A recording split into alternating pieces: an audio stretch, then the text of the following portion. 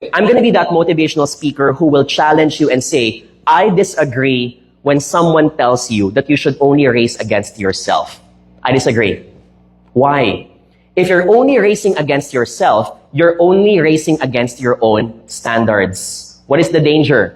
If you happen to be born in a very humble village with very low standards that doesn't know what happens in the outside world, you might think that you're already good, but you're not. Raise your hand if you like playing basketball. Because this country is crazy about basketball.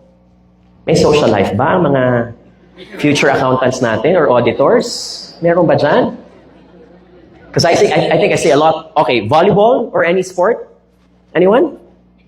Okay. It's okay. Jesus loves you. If you don't play any sport, that's fine. I hope you don't forget your social life because you need to distress at some point.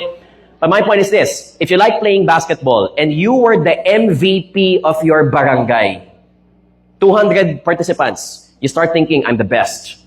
But I'm going to say, nope, that's just your barangay league of 400 residents. If I throw you in the NBA or the PBA or the FIBA, which is being hosted by the Philippines this year, you're nothing.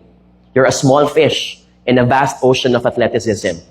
Your ceiling is just someone else's floor.